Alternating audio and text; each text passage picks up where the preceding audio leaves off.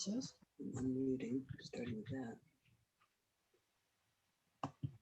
Getting speaker volume up. We're just going to wait another minute. It looks like some people are connecting to audio. Two back screens, I think, there. Okay. Let's see, wow, we have a big crowd. Right. My name is Katie Lacey. I'm with the Mass Housing Partnership, and I'm joined by my colleague, Katie Bossy, also with Mass Housing Partnership. And today's workshop is on shared housing services organizations. I'm going to just give a brief intro and then turn it over. As you can see, we have an absolutely jam-packed agenda.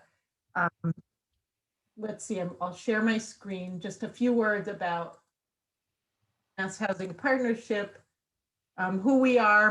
Most of you have been to some of our workshops before, but we are a quasi-public state agency established in 1985. And our mission statement is we work with communities to create innovative policy and financing solutions to provide affordable homes and better lives for the people of Massachusetts. And we do this in a couple ways. We have research on housing data. The Center for Housing Data is a tremendous resource. Community assistance, and that's the team that Katie and I are on. Permanent financing for affordable rental housing. We have a portfolio of now about 24,000 rental units, and the One Mortgage program, which is an amazing first-time homebuyers program that's been around for quite a while. If I can go to the next page. I'm having trouble advancing this, guys.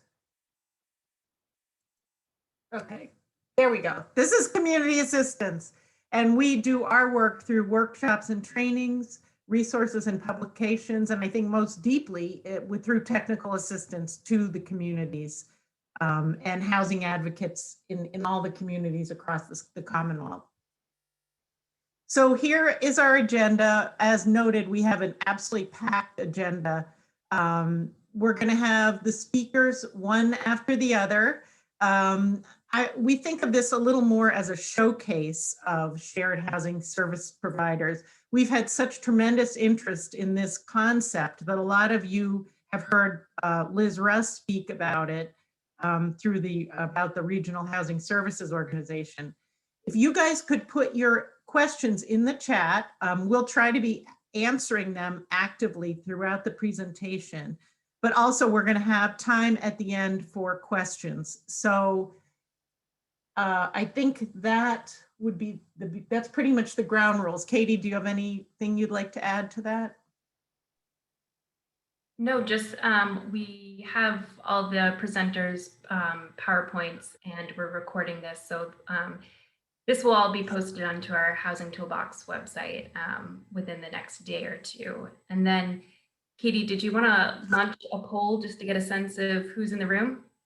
Hold on, we have one more important reminder. The Housing Institute is coming up. We skipped a year last year because of the pandemic, but it is back on for this year.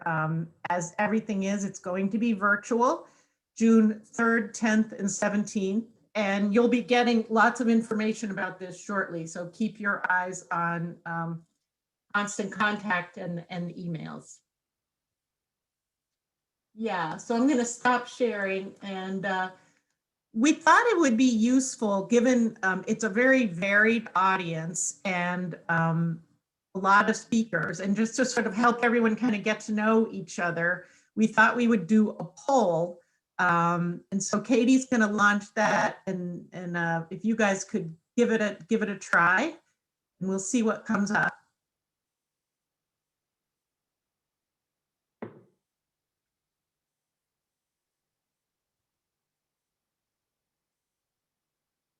It doesn't look like anyone's voting, Katie. Is anyone having any issues with it? Takes a minute to fill it in. Yeah, there are quite a few questions.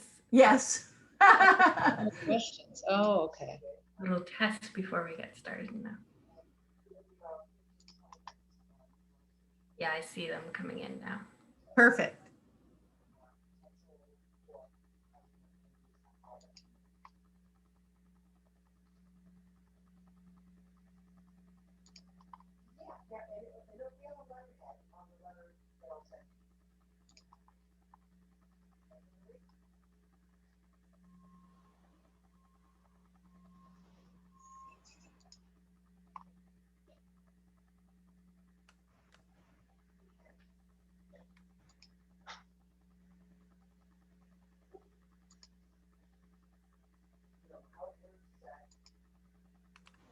There's a lot of people on this. There are a lot of questions. Katie, I'm hoping, is there a way we can keep this poll? I'm not sure. I Yeah. don't know about that. If anyone knows, Take let some me know. notes.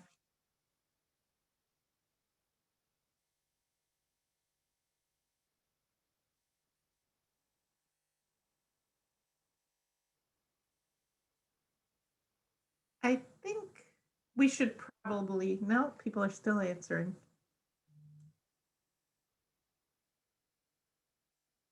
We'll give it one more minute. Okay.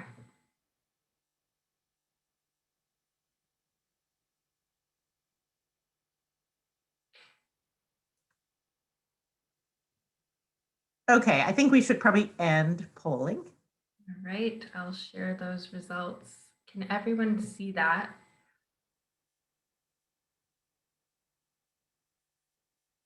So this is just, I think this is going to be helpful for the presenters as well as each other. You can see it's a very broad group.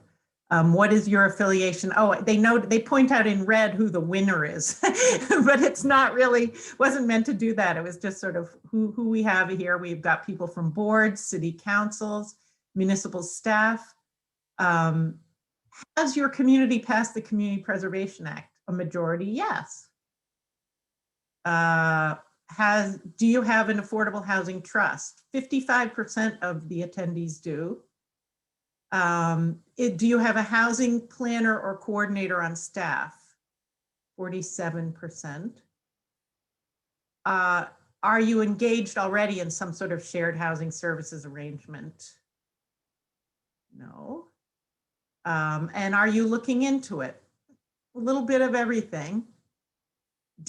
Are you familiar with the concept of an intermunicipal agreement? And then housing coordination concerns. Do you have housing coordination concerns in your community? And it looks like monitoring and compliance, not a surprise at all, comes out as the top. So we're gonna stop with that. And let's see if we can get rid of this poll. I think we need at this point to turn it over to our first speaker, who is Gina Gavoni, who's the executive director of the Franklin County. I'm going to have Gina, I'm going to have you list the name of the organization, the Franklin County Housing Authority and Economic Development Authority, right? I'm going to give you like a 6 out of 10, Katie. Okay.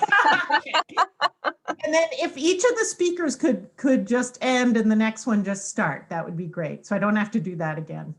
Sure. Well, bear with me for a moment here. Okay, can folks see my slide? Yes, we can. Okay, great. My name is Gina Gavoni. I am the executive director of 2 organizations here in Franklin County. We coexist, and they are the Franklin County Regional Housing and Redevelopment Authority, and also our nonprofit affiliate, Rural Development, Inc. And I'll tell you a little bit about both of these. If you bear with me once again. Oh, here we go. Okay. So to answer Katie's question, HRA is our shorthand. That's what we call the Franklin County Regional Housing and Redevelopment Authority, because 7 words is just too many. We do all of these things. We are one of the few regional housing authorities in Massachusetts, and certainly the only one to continue wanting to do business as such. And I think that goes to the sort of the heart and soul of Franklin County, which is the most rural county in Massachusetts, population of 70,000 people in over 700 square miles. So it's a small area. It's a large area with a small population, and regional services really serve an area like this well. So we administer Section 8. We manage property. We also manage a lot of CDBG work across many non-entitlement communities for CDBG. We are a housing and consumer education center. We administer a variety of emergency rental assistance programs, and we also have a housing navigator. I know today, I think I saw Alyssa LaRose from the Franklin Regional Council of Governments, who is another piece of our regional fabric out here that serves us in this way, and I'll be sharing a little bit of the work that we do together. Next, on sort of the other hat that I wear, and I think something that will be of interest to many of you today, is Rural Development, Inc., our nonprofit affiliate, which was created back in 1990, 1991.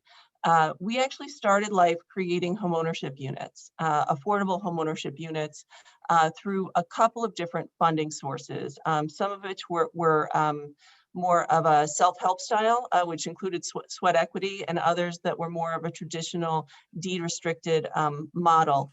And we kind of shifted away from that, and our more recent, over the past 20 years, has been our developments have been primarily affordable rental and mixed income rental developments. So you can see what we have going on here. Since 2000, we've created a little over 100 units, and we have 33 that just went under construction about in March. So we will hopefully see those come online by the end of 2022 in Sunderland. So just to give you guys a little bit of the lay of the land, I mentioned the 725 square miles. My apologies if you can't see this well, but for those of you that can see my cursor, you can see Charlemont over here. Many of you might have taken a raft down the Deerfield River, coming all the way to Greenfield in the center of our county, down to Sunderland, where we have new construction, and then all the way out Route 2 over here to Orange. It's a really large area. And again, the shared housing services model works for this reason, because we just don't have the population to support independent structures in the same way that you might in Eastern Massachusetts. So I wanted to talk a little bit about our CDBG work mostly, and then I'll talk about what we do through the Housing Consumer Education Center. CDBG, you see here a picture of Rudders Park, located in the Lake Pleasant neighborhood of Montague, where I am now. This is just an array of what we did in our fiscal year 20. So you can see that we were managing many different grants, almost all of which included homeowner rehabilitation work, some of which included some infrastructure projects, and 2 of which included social service programs. So we have 4 staff here who do this work. We have had 4.5 in the past, and we do actually contract out some of this work, in particular the infrastructure work right now, just to depending on how the grants are structured. So what we do is we work only with these non-entitlement communities to make sure that they have a way of applying and a way of administering the CDBG grants.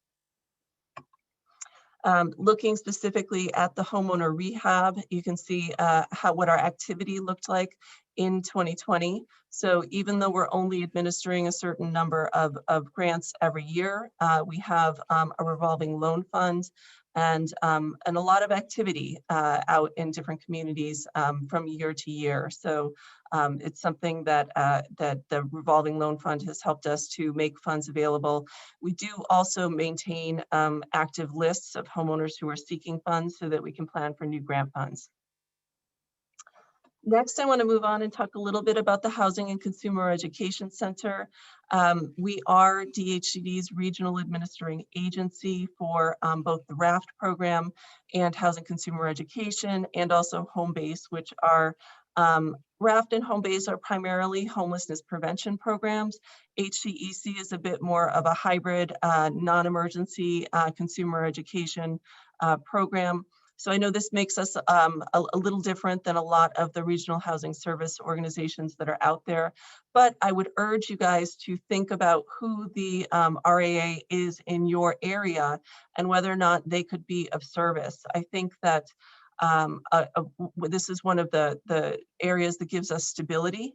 And it's certainly one of the ways in which we're able to maintain the portfolio of homes that we've built over the years in terms of resales. And certainly when we have homeowners who have a rehab loan and they're looking to refinance and or sell, and they need to either pay off or subordinate, we have staff who are able to support those folks through those transactions. We are also the region's only HUD housing counseling program. And through that, we offer pre-purchase counseling, workshops for both renters, landlords, and first-time homebuyers, online and in person, and something that's sort of in between right now. We offer foreclosure intervention services. I mentioned earlier the resales. So when homes come up for sale, we are the agent that helps to resell them and keep them in the inventory. And then I'll talk about this in just a moment. We have a housing navigator that we recently added. So in terms of ways in which we're working specifically with some of the communities in Franklin County, we have both a down payment and a buy down program right now with the town of Leverett. And we also have an emergency rental assistance program with the town of Sunderland. The CPA funds from both of those communities were what funded those programs. For just another piece of information, the CPA funds have also helped the development we have right now in the town of Sunderland. In addition to that, with all of the state funds that are available right now for emergency rental assistance, we also have private foundations that are coming in and contributing funds so that we can really offer supplemental funds in cases where we either don't have community support or the need is outside of the strict definition of the state's program. So here you have a very nice slide that I will not take credit for creating. And this is really, what this shows is the Improving Housing to Improve Health program, which is a 5-year grant program that was funded by Health Resources in Action. And the Franklin Regional Council of Governments is really our lead in this region, and they have put this together. And the way in which we are interacting with this primarily is through the hiring of a housing navigator. And what this housing navigator is focusing on is really finding housing, either accessing housing or sustaining housing for folks who have either substance use or incarceration in their background, because they have the biggest challenges to finding housing. So through this work, what we're hoping to do is really bring more housing to the region. So there's sort of big goals and then sort of more micro systems goals here. But beyond this, we're just hoping to get folks into housing and make sure that they're connected with the right resources in the community. We launched this program and really fully staffed it in January of this year. And I've so far had 3 different counties reach out to us and ask, how can we get a housing navigator in our community? So it is something that if folks do have questions, I want to make sure that they come to either myself or to Alyssa, who's on the chat, the Zoom with us today. But it has been a really needed resource, and we're happy to have that staffing and that capacity right now. And that's it. I want to thank you guys for your time, and I'll be sticking around to answer any questions. And I will turn it back to the next speaker.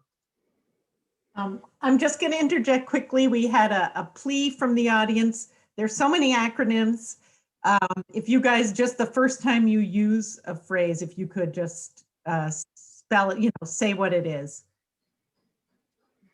Right. So hi, everybody. I'm Liz Rust. I'm the director of the Regional Housing Services Office, RHSO, and I am going to proceed to share my screen here.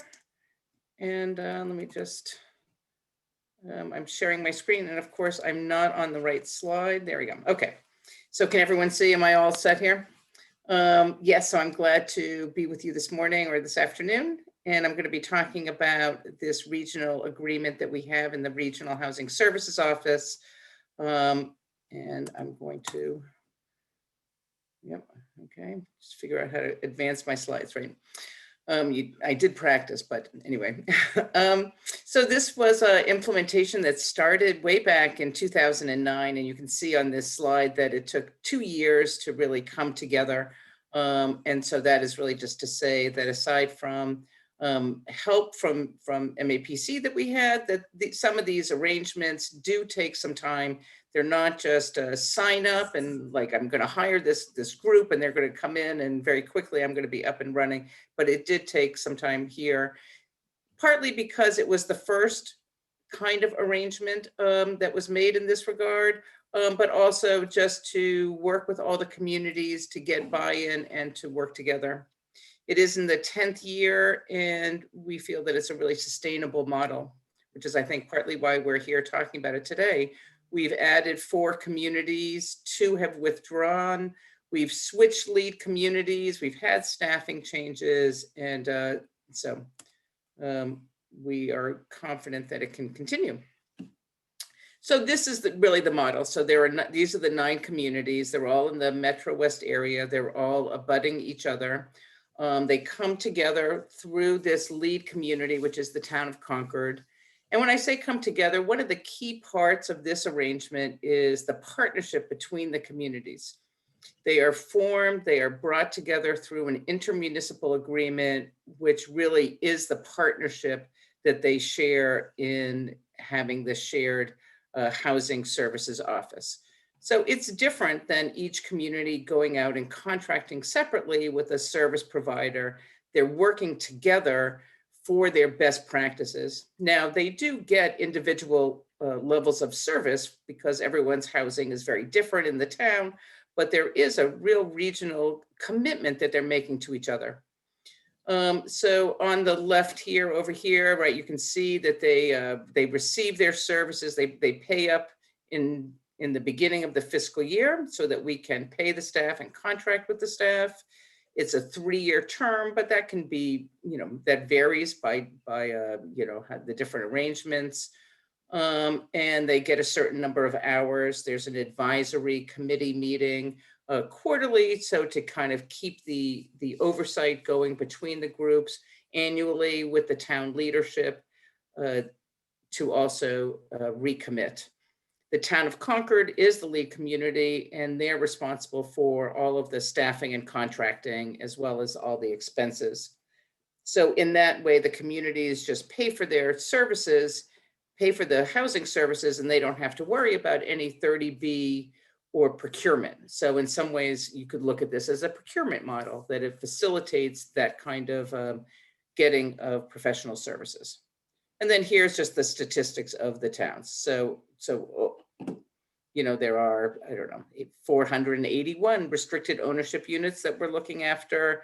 And then on the SHI, almost 6,000 units, though, of course, many of those are market rate units. Of the 9 towns, I think only 3 are under 10%. So most of the communities have already hit that 10% SHI threshold. So again, the monitoring is very important for them. The towns that started the RHSO were very interested in monitoring because that they were over the 10%. And so that they were concerned about ongoing compliance versus development of new housing. That was their primary concern.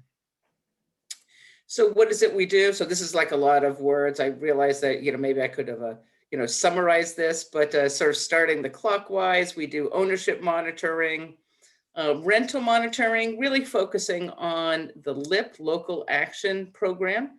That's the DHCD program, and HOME, which is, it is an acronym, and will I know what it stands for? It's HOME. No, I don't really know. It's the HUD program. I don't know what it stands for. Yeah, I don't really know. But it's the HUD program. And 5 of the 9 communities are part of a HOME consortium, which is a jurisdiction, another kind of regional group receiving the federal funds. So we really focus the rental monitoring on those 2 programs. And it's almost 700 restricted units just of those programs. So the private 40Bs and the other mass housing or publicly funded or publicly subsidized rental housing, we don't really get involved with any of them. In the program support, we have emergency rental assistance for 5 towns. Being part of a regional group, we were able to put together a program that other communities could just tap into. So towns didn't have to kind of come up with their own program. The HOME program I mentioned before, and small grant program. So we have some baseline standards that other communities can share. We do the inventory monitoring. And then at the sort of the regional or shared level, homeowner and tenant inquiries and training, property manager support and training, and fair housing initiatives. We also have a website. So in these areas, all the communities share equally in terms of cost and support. So these are just benefits of being in the consortium or in our regional group. And then local board support. So this really varies by individual community. For some communities, we'll staff their affordable housing trust, where we'll go to meetings, prepare agendas, prepare program materials, and other communities not. Development projects, helping look at permit conditions, for example, to make sure that the affordable housing, the legal requirements around that are best practices. And this can vary by community and impacts or influences or informs the price and the level of service. So we have some communities that have very little local board support and others that is much more extensive. And here's a picture of our website. So we have the inventory on the website. I suppose I could have done this actually real time because now we're in virtual, but resident services and then affordable housing opportunities. So these would be properties where that are accepting applications, and that's kind of a referral process. And then just closing up. So it's been 10 years, and I think that part of the I don't think that the strategy is the leadership of the municipal communities that are involved, the municipalities involved. This has been driven really from the town management staff, the town leaders, and really provides the proactive compliance monitoring. It's an efficient resource use for the towns. They can tap into qualified technical resources that they're looking for, as well as the regional approach. So that's what I got. So I will leave it here, and I'm going to turn it over. I'm going to stop share, right? I'm going to turn it over to the next speaker, and we'll take questions at the end. Thank you. Great. Thank you, Liz. Hi, I'm Jennifer with Metro West Collaborative Development. And I am also going to share my screen. So I am here today representing the Assabet Regional Housing Consortium, which is comprised currently of 9 communities listed out there: Berlin, Bolton, Boxborough, Devens, Harvard, Hudson, Lancaster, Littleton, and Stowe. And it, like other regional shared housing services groups, came together largely to address growing SHI portfolios, subsidized housing inventory. So as your portfolios get bigger and bigger, they get harder to monitor and administer and sort of just keep track of. So the first group of towns that came together said, yeah, we need help, and we can't afford to do it ourselves individually, right? For every town to have its own housing staff person or have a planning staff person who specializes in housing can get pretty expensive. So that's what brought the group together. Over time, we've been able to really kind of ramp up some of the other activities of the group. So the group does meet pretty much every other month. And I think that is especially helpful for the group. They really get to share ideas, learn from each other, ask questions. We also provide program development and sometimes administration services. So several communities, for example, in this consortium are running their own emergency rental assistance programs, and we maybe help them develop their application or their guidelines. We do administer a full-time year-round rental assistance program for the town of Boxborough in coordination with their social service staff person. Over the years, we have helped towns apply for grants, provide resources both to staff employees inside town hall, but also to housing trusts, housing partnerships. We sometimes attend those groups' meetings as well. And I would say an important resource is just kind of connections to the broader housing community. As a community development corporation, our organization is pretty linked in to housing funding sources, housing planning resources, and we can sometimes bring those opportunities to our consortium. But maybe the most important thing, and maybe you can't see it down here at the bottom, is just kind of a staff sounding board. So again, sort of planner staff for each community or housing advocates within each community can just shoot us emails and say, hey, what do you think of this? Or I have this question, I'm not really sure what to do with it. This is our fabulous group back in 2017 with Senator Eldridge and Rep. Hogan. We called this our donuts meeting. And it's just an example of one of the kind of regional activities that we conduct with each other. This is a community housing fair that we had in 2018. So it was hosted in the town of Stowe, which has a lovely community center. And all of the towns were able to provide information for attendees of the event about affordable housing opportunities in their community.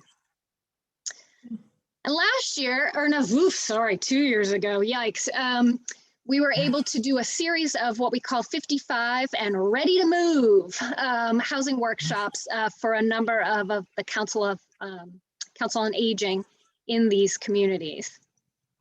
So that I think kind of brings us to what I think is most effective and valuable about this type of work. It's grown. We started in 2014 with 5 towns, and now we're 9 towns. It's very cost effective. We have a pay-as-you-go model. The communities start up, if you will, and join the group with an estimated number of hours that they will need for the year. So we have towns paying or participating for as little as $2,900 with a max around $8,500. So that's pretty cheap. This particular consortium does have an intermunicipal agreement that they review every 3 years, and they also put out a request for proposals every 3 years. So Metro West Collaborative, our organization was fortunate to be chosen in year 1, and we have been chosen every 3 years for the last few RFP rounds, but it keeps us on our toes because they might not choose us next time around. Again, I think this just provides a real great vehicle for sharing information and ideas and for responding to local opportunities as they emerge. So I'm going to stop. I've saved 4 minutes for whoever's going next. Thank you. Hi, I'm Julie Mercier, Community Development Director for the town of Reading. I'm also going to share my screen. Thank you, Jennifer. You're a tough act to follow. I'll do my best here. Just give me 1 second, as I've learned that this is a 3-step process. Okay. All right. Are you all seeing the presentation? And like Liz, I'm on the wrong slide. So let's start at the beginning. So I am here today on behalf of the Metro North Regional Housing Services Office. With me today is Lori Stanton, our Regional Housing Coordinator. And so I will give a brief overview of the program, and then Lori will chime in at the end with some interesting tidbits with her from her conversations with people looking for units. So just really quickly, let me move myself out of my way. So the Metro North Regional Housing Services Office was established in 2015 after a DLTA funded MAPC feasibility study was conducted in 2013 with a number of communities in this region. In 2014, an RFP was put out for consulting services. The group ultimately decided on the Regional Housing Services Office model as I mentioned, very similar to the one you heard about, similar in format to the one you heard about from Liz Rust. The members today include Reading, North Reading, Wilmington, Saugus, and Woburn was just added in 2020. So they've been with us almost a year, which is very exciting. Reading acts as the lead community in this arrangement, and Lori Stanton, our housing coordinator, is employed by the town of Reading and works through the town of Reading. Similar to what Liz and Jennifer spoke about, we also have an inter-municipal agreement. It's a two-year agreement, and we renew it every 2 years. And it lays out kind of how we share services and costs. It has a core services component as well as a fee structure, which is based on, was originally determined, like each town's percentage interest was determined based on the number of affordable units in that town. And then hours are allocated based on that percentage, hours of Lori's time and our consultant services time. That fee structure has evolved over time as we've gotten some real data on hours that are actually being allocated in towns, and depending on, some years, some towns will need more support than others. So that has adjusted. Typically we review it every 2 years when we redo the intermunicipal agreement. The staffing model for the Metro North Regional Housing Services Office is the housing coordinator, Lori, who I've mentioned and who's here with us today. And then also we have a contract with a housing consultant, Liz Rust, ECR Enterprises, and that consultant fee is built into the fee structure in the intermunicipal agreement. The oversight for this entity, we have an advisory committee, and it consists of one representative per community. The representative is typically the planner from each community. We have advisory committee meetings every couple of months. They're really, really beneficial for us to all hear from each other and just keep up on what kind of housing programs and initiatives and developments are happening in the nearby communities. As you can see from the map here, with the exception of Saugus, we're all adjacent to each other. And we also participate in our sub-region, our MAPC sub-region group coordination meetings as well. So we're very in contact a lot. And the regional agreement really works for us planners here because capacity is limited. And as many of you know, we have a lot of areas of interest, roles and responsibilities, and things that we care about and oversee as planners. So next slide. This just lists here, there's a lot of text, but it's our core housing services, which is in our intermunicipal agreement. It can be broken down into 4 major categories. So monitoring, which is really essentially tracking and monitoring of the existing units that we have, which also includes some outreach to owners and renters to kind of, find out about refinancing and resales and capital improvements. And then like the monitoring of the monitor, right? So many of the projects have their own monitoring agent, and we get annual reports from them. And then we kind of look at those and make sure that they're following certain protocols. The second bucket of services is subsidized housing inventory administration. So just making sure that, what we think we have at the local level matches with what the state thinks we have on the subsidized housing inventory. And then, looking to keep track of units that might be coming off, in the near future, if they have deed restrictions that were, written 30 or 40 years ago and aren't in perpetuity or things like that. And trying to figure out, like, are there ways we can retain these units on our inventory? And then adding new units to the subsidized housing inventory is also really important. In the time that I've been with the town of Reading, which is 5.5 years, we've actually increased our subsidized housing inventory from about 7.7% to 10.48% with the developments that have happened in the community, and just like making sure that we're adding them to the inventory when they're eligible. Third bucket, local support. So this includes things like site visits, office hours in the various communities. Each town has different needs and desires, and our housing coordinator will step in and out of different projects as needed and help with grant writing, RFPs, local preference justifications, and again, outreach to owners. And then regional activities. We have a Regional Housing Services Office webpage, which is housed on the Town of Reading site. And we're working actually with Civic Plus to create a more robust standalone website that has both the public interface and also a private interface. So we can log in and access our inventories and all the records and all the information that goes with each project from anywhere. So that's something that we'll be rolling out in FY22. So stay tuned for that. It's similar in format, again, to the one that Liz has with her Regional Housing Services Office.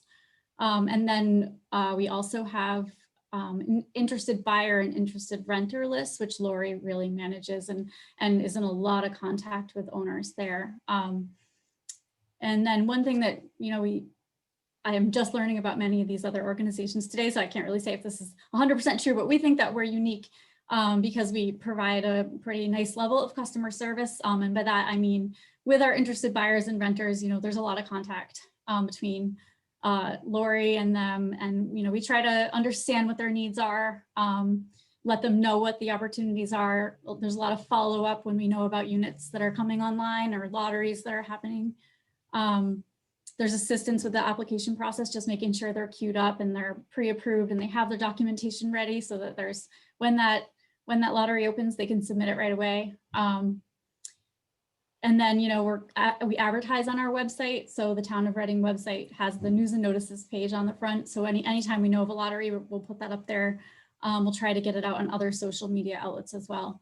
And connecting people to resources it's really important. And at this point, I think I'll turn it over to Lori and she can give you a little more information on her conversations with our buyers and renters. Thank you. Yes. So what I do is more the interested buyer rather than a ready buyer. I don't prepare them. I just tell them about what the qualifications are in order to be an affordable homeowner or renter. And but I do get an awful lot of calls from people that used to live in the town. They've maybe moved out, moved with their son or daughter, and then move out of the state, and then regret the decision and want to come back into the town that they lived in for 30, 40 years. And oftentimes they need an affordable house in order to come back. So I try to help them with knowing what lotteries and resales and everything that comes our way into the town. I also get a lot of calls from people that have a child in the school system and they have an IEP and they want to stay in the town, but they can only afford to stay in the town because of an affordable house. And they want to keep the child because they have a good program going. So I did reach out to some of the schools to have a contact person, and that helps with teachers as well as residents and keeping them in the town. And also help with Section 8 vouchers. They're on a time limit often when they're looking for affordable housing. And I just wanted to say, also a lot of people with no computers call me, so they need a little extra help here and there. And also grandparents raising grandchildren. They oftentimes need a little extra help. 3-bedroom units are hard to find when they're affordable, so they just don't come up all that often. And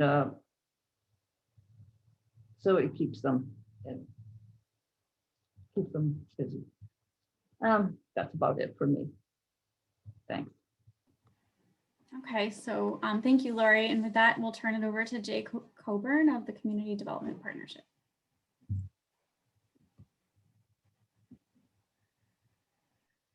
All right, let's see how we do with sharing my screen. Everybody can see that. So I'm Jay Coburn. I'm the Chief Executive Officer of the Community Development Partnership, and we're a nonprofit community development corporation serving the 8 lower and outermost towns on Cape Cod. We lead our region in trying to create a diverse year-round community of people who can afford to live, work, and thrive here. So we started the Lower Cape Community Housing Partnership about 4 years ago now, when a rather large development in the town of Eastham was proposed and eventually fell apart. And we very much came to the realization that our 8 towns really lacked the capacity, and our community lacked the capacity to meet the housing needs of our residents. And so that has been the goal of this project. So it's a 3-part community-based strategy to build public support for affordable housing, as well as to equip elected and appointed officials, the business community, leaders, low-income residents with the knowledge and skills that are needed to support the creation of housing that's more affordable in our region. And we evaluate the success of this program by 4 different measures of we want to see broad public support that will exist for the development of affordable housing units.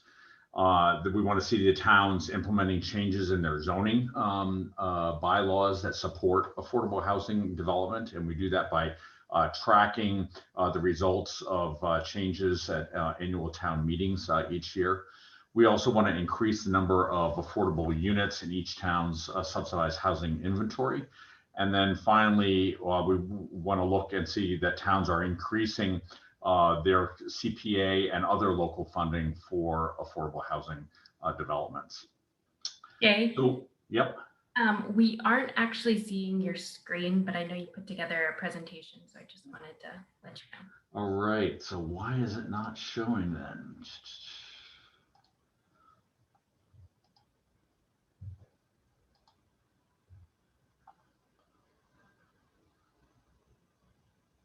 All right, well, I will just go through without the slides then, and I can tell you what we're doing.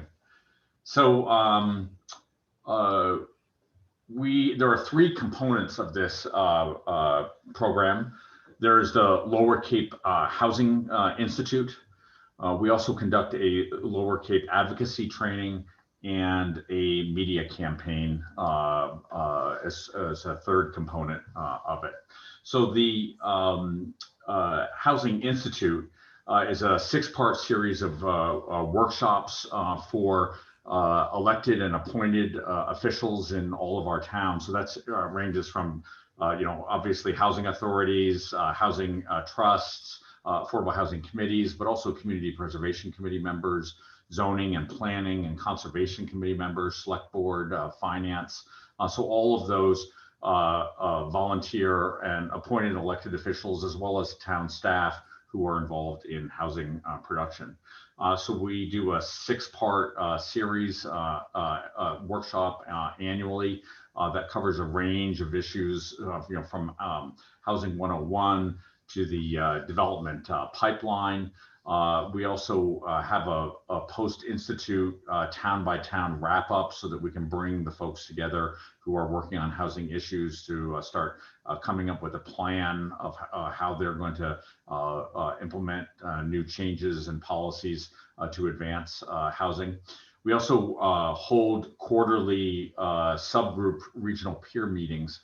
So these are for the 4 Lower Cape towns and then the 4 Outer Cape towns to come together on a quarterly basis to meet, focus on different issues, share information about what's going on in each respective community.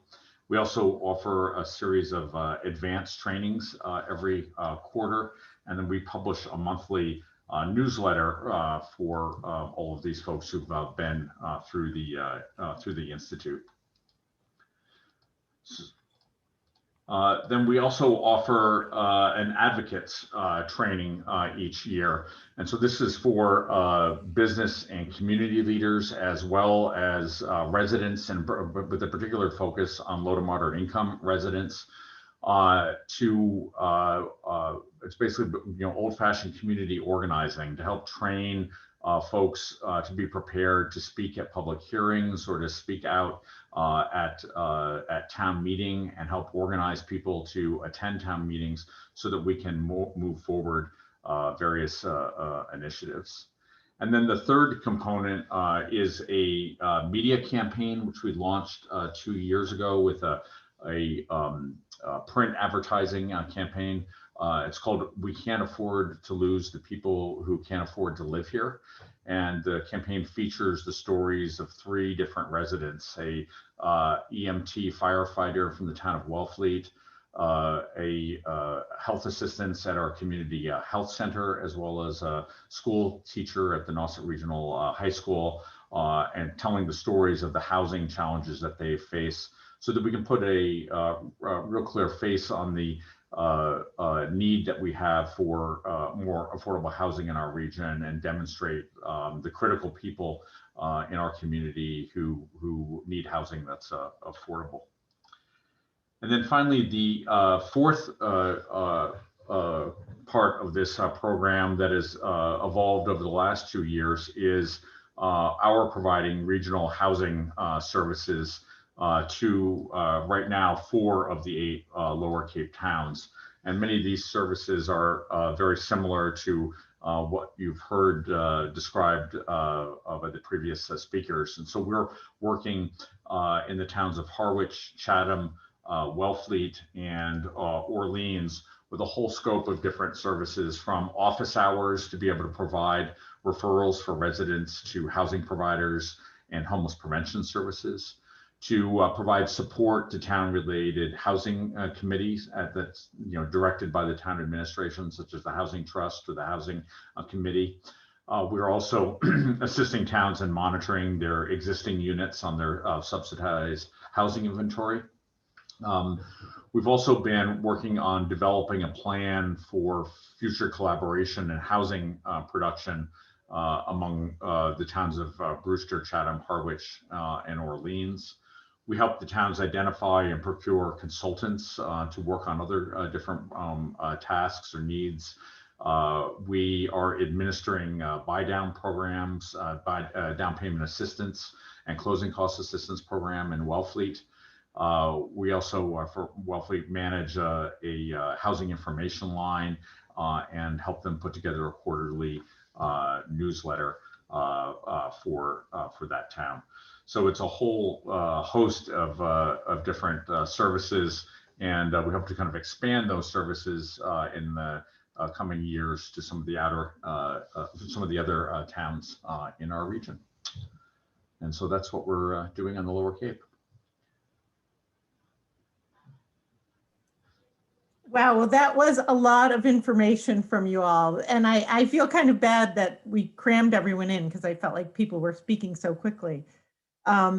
Just sort of, we would love to get questions. A bunch came in the chat, but also we're going to ask if you can raise your hand if you want to ask a question. We have plenty of time, so feel free. A few quick notes. As Katie mentioned, this will be recorded.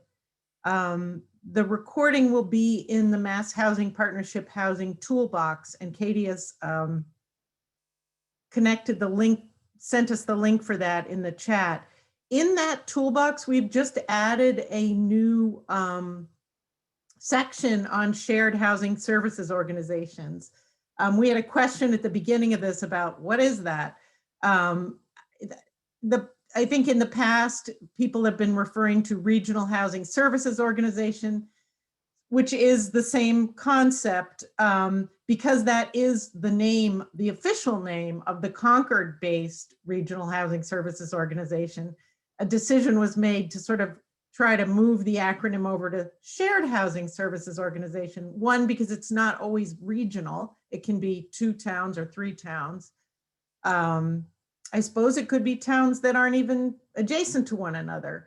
But so there's that. And I don't know, I can't see everyone there if people raise their hands, but I think I'll start it off with a couple questions that came in.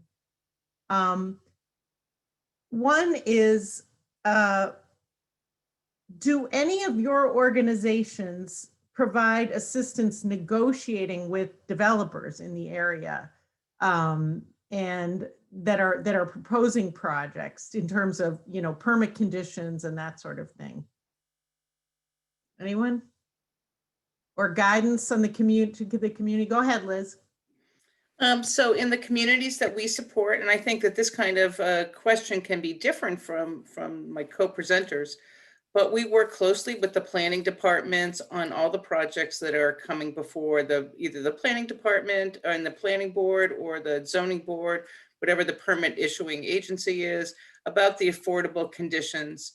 And over the years, we've developed a best practices set of conditions to include in the decisions. We don't get involved in negotiations with the developer directly. Usually that's a larger kind of conversation that the town or the municipality is having with the developer. And some of the affordable housing provisions are dictated either by the 40B legislation or their local permitting or inclusionary zoning in terms of how many units are provided. But we do comment on the location of the units, the amenities, the kinds of conditions that go into the permits. Anyone else here want to weigh in on that? Go ahead, Julie. So I can weigh in. So it's a similar thing with the Metro North Regional Housing Services Office. When we have our bi-monthly meetings, we'll talk, the planners will talk about projects that are happening, and we have Liz there and we can consult with her and ask her questions or things we should be considering adding as conditions. And then, in terms of negotiating with developers, like many of us planners kind of have those conversations with developers directly. So it's a more town by town effort than a regional coordinated effort.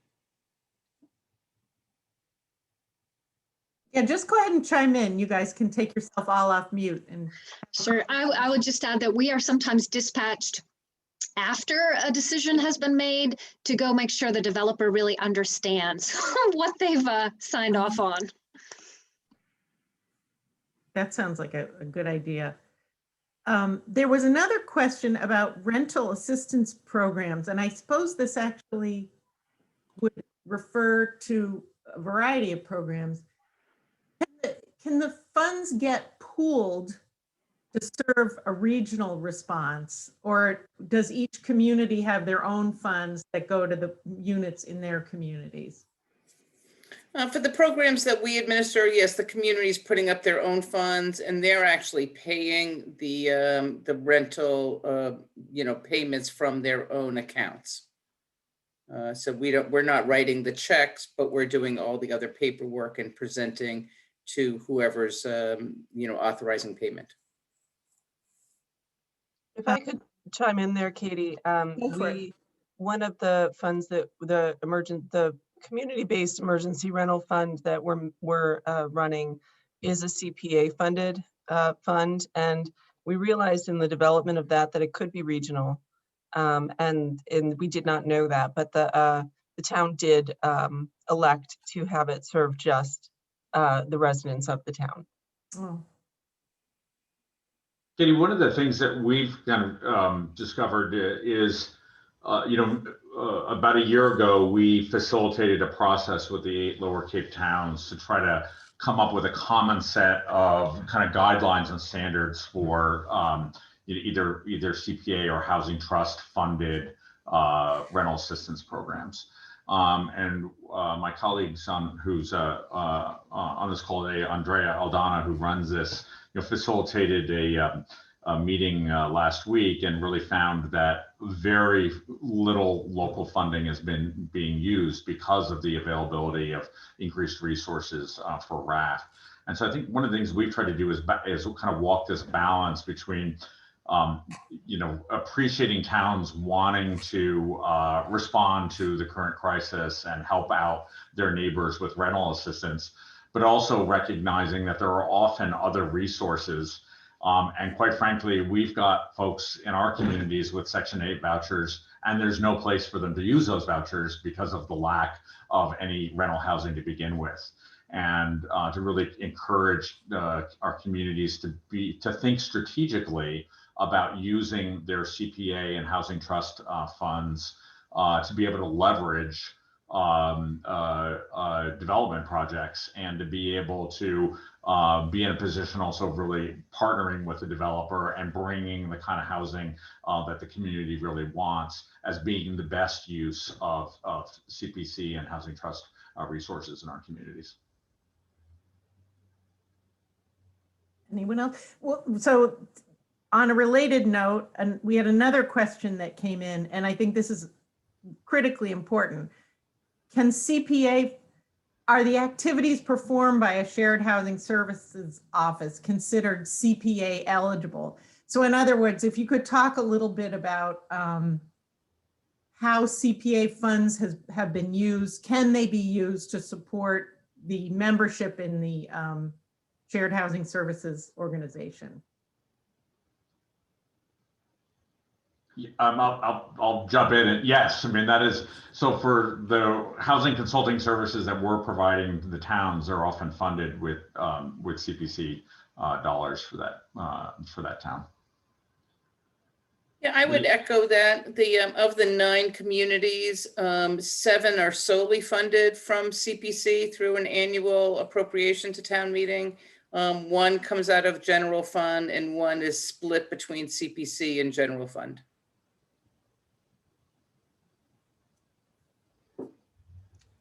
There was another. Can I go just ahead. if I could just comment on one other thing to think about too is, you know, the other thing we've been trying to do with our 8 municipalities is also look at, because of the magnitude of the housing affordability crisis on the Lower Cape, we need more resources than just what's available through community preservation dollars.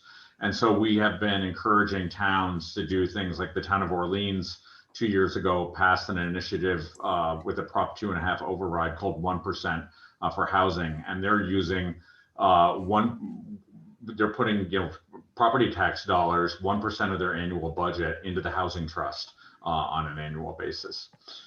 We are now seeing the benefit of the closing the loophole on the rooms tax. So, you know, many of our towns have hundreds of seasonal rental units up on Airbnb and VRBO. The 4 Outer Cape towns saw $3.9 million in local option room tax money come into their communities.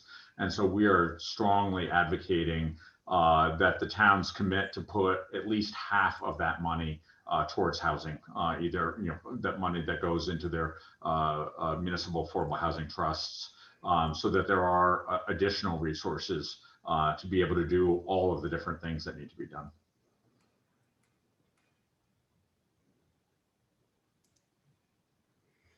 And then maybe this is sort of more geared towards the 3 Metro Boston area, I think, that have their own structure, maybe Jay, but sort of what is your feeling about the right size of these? How many communities?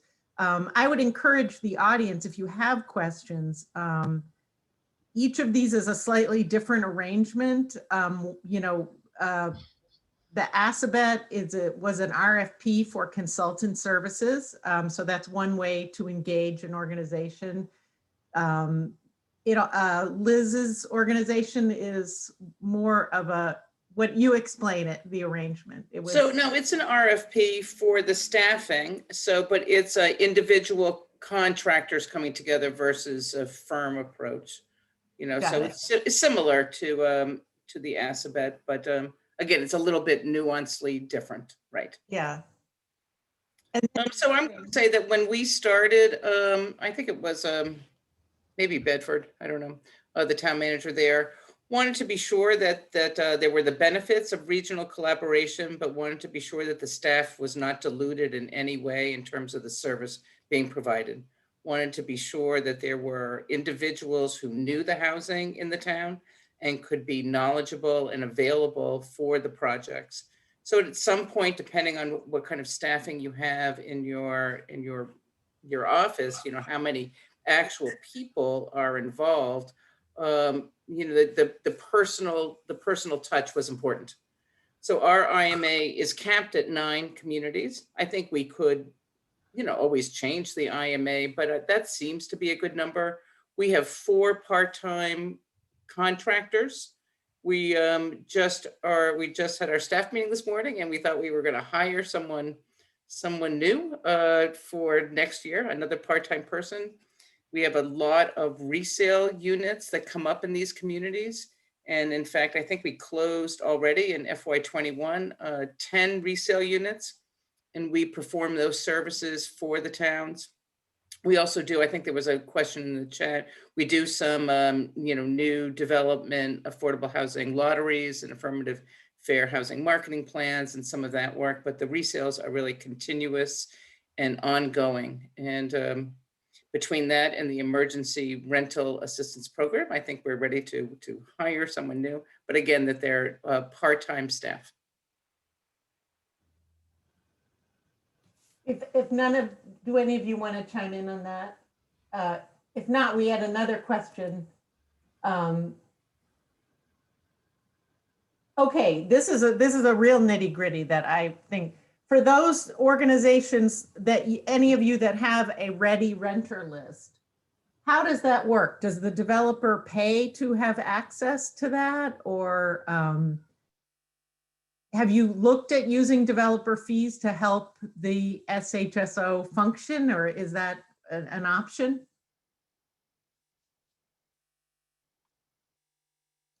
I don't know if any of you keep ready renter lists. So I can chime in from the Metro North Regional Housing Services Office. The lists that we keep are actually like interested buyers and interested renters. They're not necessarily ready. Lori mentioned that she doesn't really work with them to make sure they're ready. She doesn't pre-qualify them. That's not something that we do. And typically the outreach that we do is like when a developer is ready to have a lottery, Lori will notify people on her list that lottery coming. So it's coming from the town. It's not necessarily coming from the developer, or the developer is not paying us for access to our list. I'm going to say, Metro West Collaborative Development and Jennifer's organization has a really great ready renter program, and I'm sure she'll want to share some of those details. We looked into that and opted not to go that way for the RHSO because we are not a contracted entity. We are an organization that's formed through a municipal agreement, inter-municipal agreement. So we're not a 501c3, we're not a corporation, we're not, any of that. So the insurance and liability considerations were a little bit too great to pick up that potential for housing discrimination, legal issues. So, in terms of developer fees, there are times when developers or private money is coming in to pay for housing, and we have that money go right to the towns and they can use that to pay their membership fee, but we don't take that money in directly. That makes sense. Oh, thank you, Liz, for your kind words. So Metro West Collaborative does run something called a Ready Renter program, and it is actually very separate and distinct from our services as with the Assabet Regional Housing Consortium. So I'd be happy to talk about it. We could probably do a whole workshop at MHP just about this idea. But and Amanda, I think of Salem asked the question. Amanda and I have done work through our Ready Renter program, so she's familiar with it. But as some of you know, small developers in particular who have maybe only 1 or 2 affordable units as part of their project can struggle with some of the state's affirmative fair housing marketing guidelines. A, they don't want to learn them at all, or B, they're trying to learn them but kind of can't figure them out, and it can be expensive to create and implement an affirmative fair housing marketing plan, especially again for only 1 or 2 affordable units. So we have created a Ready Renter program that complies with the state's affirmative fair housing marketing guidelines. And in effect, it's kind of a plug and play product. So yes, developers sort of buy entry into our program, and we turn around and market their units and help them fill their units through the program. So I'd be happy to talk with anyone further about that. But again, it's not part of the Assabet Regional Consortium. That's great info. We're a little ahead, but we were sort of hoping we would be. I don't know if any of my colleagues here or anyone else wants to add anything, or any of you guys want to give some closing remarks. It was a lot of information. So I think we're going to be able to share your contact information, if that's okay, so people can follow up with questions. With the I had a question. Go ahead. This is Russ from MHP. I'm the Director of Public Affairs, and as a side hobby, I like to follow all the news in local papers, especially when they cover 40B, to see how objective they are in their coverage of 40B and all that stuff. I was for Julia Mercier of Reading. It seems to me like there's a lot of more towns who should be in your consortium. I look at Wakefield and some of those towns in between Saugus and where you're at as being ripe for being part of a regional cooperative. And the local coverage I see in those Woburn-based papers are some of the most parochial and homes rule, the home rule piece and the audacity of 40Bs is just reeks through their content and coverage. So I guess I probably was making an editorial comment there, but it just struck me that why aren't more of towns in your area joining you? So I thank you for that question, Russ. I can't answer specifically for the other towns, but I can say that this does kind of get at one of the prior questions that was asked, which I didn't chime in on, but will now.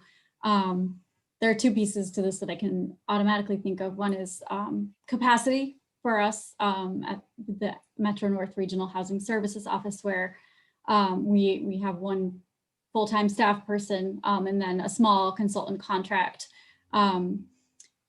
If we were to take on more towns, we might want to relook at that staffing model a little bit. And then that being said, we do reach out every couple years to neighboring communities to see if there's interest in joining. And we did just add Woburn in 2020. So, that's a ongoing dialogue that's happening, and we are flexible and willing to look at expanding and look at the staffing model. Thanks.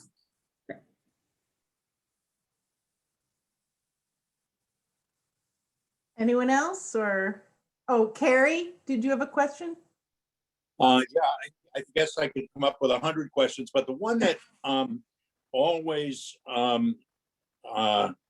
concerns me is the ability to get the knowledge of available programs and resources out to, in my case, it's just one town.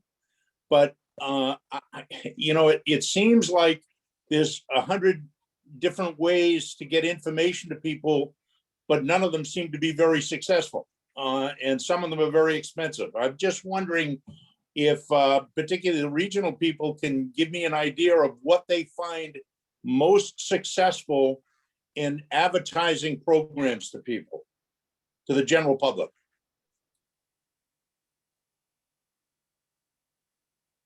Anyone? Maybe you want to respond a little bit about what kind of programs you're talking about? Well, I have a down payment assistance program that we use is only for the deed restricted properties, but we have the resales with a resale ready buyer list. We have lotteries. I run an emergency repair program with the payback on HUD block grant funds. We coordinate with the U.S. Department of Agriculture with providing consulting services to write up specs and do bids. Trying to think of some of the others. We will be participating with the with Housing Assistance Corp with emergency rental programs and mortgage programs, but that's yet to be funded at the next town meeting. So, but it's just a variety of those type of programs, particularly, for example, an emergency home repair program. I mean, we established that because there's such a long waiting list for USDA funds, which we're eligible for. But, you know, I can put them in the paper, I can put it, you know, on a website. I've advertised programs with our ready buyer list, you know, and all of the required ones of the state. We do blast emails all over the place, and yet the amount of participation is very small. Okay, great. I don't know if any of you have strategies that are working. Go ahead, Gina. So a couple things I'll say. What we found with emergency rental assistance funds, the best responses come from social media. And it's, you know, I think it does vary from community to community. But I would also say that getting plugged into the other resources, sort of your complementary resources, is most important. So for us, we run a rehab program and we work alongside Community Action Pioneer Valley, who has LIHEAP resources and does weatherization work. And the back and forth referrals between our two programs is one of our greatest sources of new interest. So I would encourage both of those things. Could I just comment that one of the things I've thought about is having a monthly or quarterly ad in the Cape Cod Times, which is the most widely used newspaper in our area, with all of the different towns on the Cape, advertising in a very short version their programs. But I haven't found a lot of interest. It would be pretty expensive, maybe 10 grand per submission for all the towns. But I'm at a loss. You know, if when I look at the readership of the local papers here, and I look at the community that we're serving, there's a huge gap there. So I would consider that before you made that big investment. okay, thank you. Someone suggested on the chat, Maren Toohill from Littleton, that they've had great luck working through senior center, their town senior center.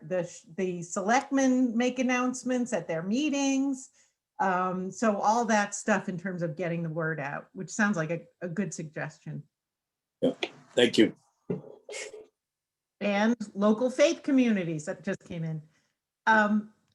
Any other comments? Russ, I see Laura here. Well, with that, I just want to thank the audience for hanging in there through this whirlwind. We'd love to hear from you, any further questions about this, and also, more importantly, the speaker. So thank you so much. This was great. There was so much to digest.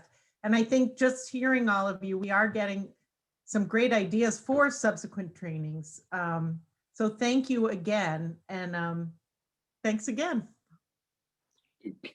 Thank